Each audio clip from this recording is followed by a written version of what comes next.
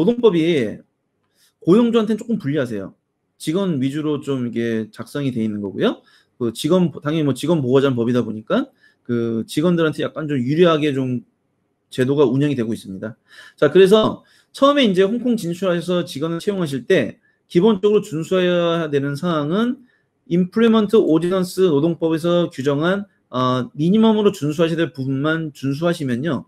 그 이후부터는 직원과 고용주 간의 노동계약에 따라서 고용계약에 따라서 결정된다고 보시면 됩니다.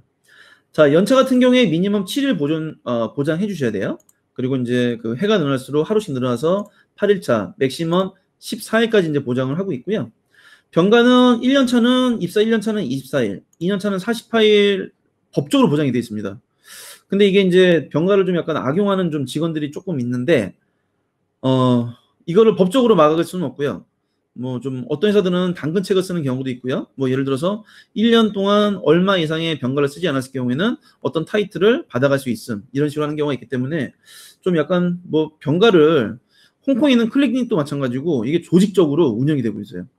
이제 병원 가시면은 병가 며칠 끊어줄까 이렇게 뭐 자동적으로 이렇게 물어봐요. 그래서 좀 약간 이게 조금 좀 악용이 많이 되고 있습니다. 자, 홍콩은 매년 12월 달에 연말 보너스 더블 페이를 지급을 하고 있는데요. 더블 페이는 의무사항은 아닙니다. 그래서 12개월치를 월급을 지급하는 경우도 있고, 그리고 13개월을 지급한다는 거는 12월 달에 더블 페이를 지급한다고 보시면 됩니다. 그래서 의무사항은 아닌데, 한 60% 한다고 보시면 되고요. 한 40% 정도는 더블 페이 지급 안 하고 있습니다. 대신에 좀 양질의 직원을 뽑으려고 하시면은 더블 페이는 지급해 주셔야 되고요. 그 다음에 이제 사직 통보 기간은 미니멈 7일은 보장해 주셔야 될 거고, 그 이후부터는 이제 고용계약에 따라 틀려집니다. 보통 한 달 정도를 많이 하고 있고요. 그 다음에 이제 장기 근무 퇴직자 같은 경우에는 퇴직금을 줘야 돼요.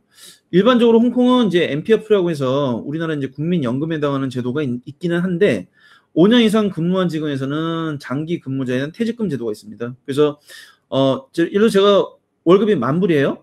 그럼 제가 이제 7년을 근무했어요. 근데 본인 사직은 아니고, 제가 어떤 회사의 이유 때문에 어떤 그 고용이 좀 불가능했을 때 권고 사직을 시킬 경우에는 월급에 곱하기 근무한 연수를 곱해줘야 돼요. 제가 7년을 근무했으면 7만 불을 주고 직원을 내보내야 됩니다. 근데 이제 MPF라고 저희가 아까 말씀드린 국민연금을 매월 적립을 해주는데 회사가 직원 월급의 5%를 지급을 해주는데 그 누계된 금액을 제할 수가 있어요. 그래서 7만 불 마이너스 그동안 내가 홍길동한테 지급해줬던 MPF 총 금액을 제하고 나머지 금액만 지불해 주시면 됩니다. 자, 홍콩이 여름 되면 이제 그 태풍이 좀 많이 오는데요. 태풍 경보 8이 발효가 되면은 모든 기관이 업무를 종료해야 됩니다. 그래서 태풍과 이제 블랙 레인스톰이라고 이제 그 폭우 관련 경보가 뜨면은 근무 시에는 바로 직원을 돌려보내야 되고요. 그리고 업무 시작 전에 경보가 뜨면은 당일날 출근시키시면 안 돼요. 요거는 꼭 준수하셔야 됩니다. 자, 직원을 이제 구인하시는 방법은 인터넷, 뭐 우리나라 자쿠리아 같은 이제 잡스디비가 제일 많이 쓰이고 있고요. 그 다음에 이제 에이전트를 통해서 하는데 에이전트는 좀 요율이 좀 높으세요.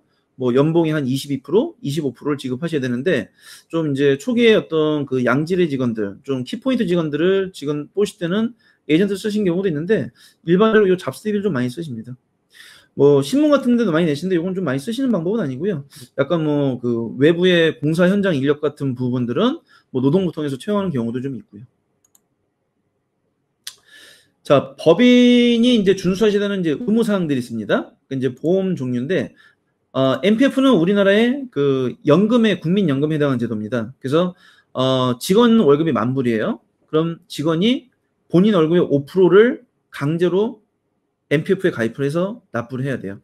그리고 고용주가 그 10,000불의 5%를 합쳐서 10%에 해당하는 금액 1,000불을 MPF는 이제 사보험기관에다가 펀드를 이제 가입시켜 주는 거거든요.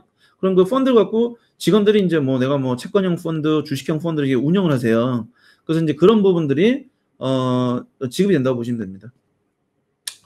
이게 이제 강제보험이다 보니까 꼭 이행하셔야 되고요. 이거 안 하시면 등기사 잘못되시면 저 감옥까지도 가세요. 그 법원 출조도 하셔야 되고. 자, 그래서 MPF는 이제 일반적으로 입사한 직원들 60일 이상 되는 기간부터는 진행을 하셔야 돼요. 자, 그리고 EC 같은 경우에는 산재보험인데 산재보험은 그냥 직원이 회사에서 보험증서 사는 겁니다. 그래서 뭐 외근 나갔던 직원이 다치거나 어떤 회사 내부에서 어떤 사고가 생겨서 다쳤다. 그럼 우리나라랑 동일하게 이제 산재보험을 들어주는 거고, 자, 강제보험은 요 두 가지입니다. 두 가지만 준수하시면은 우리나라처럼 4대 보험 제도는 아니고 두 가지 보험만 준수하시면 되세요. 근데 이제 이건 복지 차원에서 많이 해주시는데 홍콩이 어떤 그 국가적 보험이 없으세요. 그리고 여기 이제 뭐 AI나 매뉴라이프처럼 사보험기관에다가 이제 의료보험을 이제 구매를 하셔야 되는데 의무사항은 아니신데요. 워낙에 이제 의료비가 비싸다 보니까 이 메디컬 인슈런스를 제공 안 해주면은 동일하게 양질의 직원을 뽑을 수가 없습니다.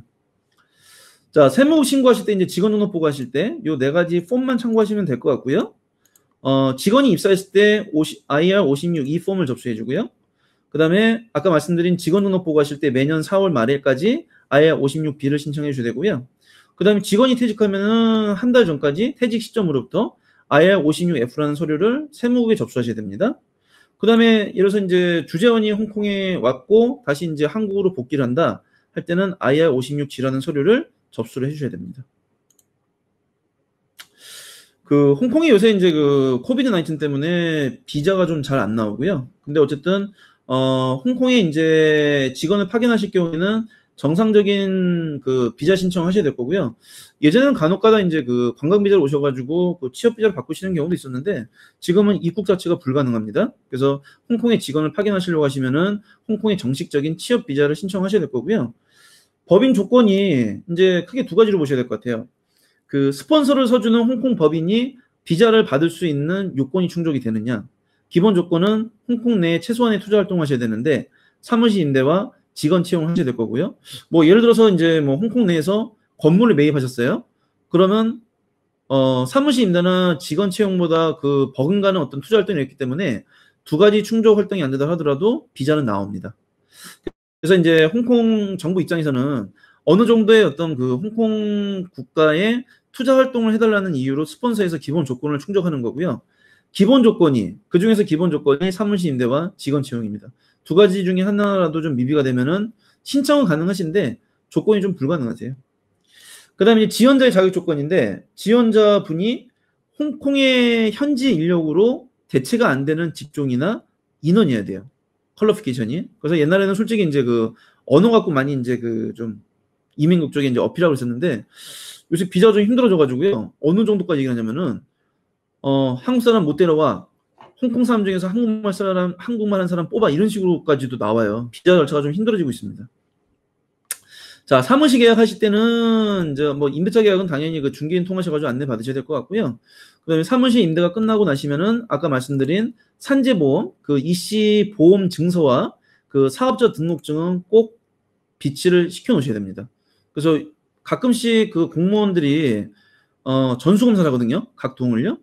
근데 이제 이런 부분들이 가입이 안 됐고 그러면은 또 벌금 받으시고 또 등기소 출두하셔야 되고 법원 출두하셔야 되고 그런 절차를 갖추시기 때문에 자, 아까 말씀드린 이 두 가지는 꼭 이행하셔야 됩니다. MPF와 EC. 요거는 꼭 이행하시면 됩니다.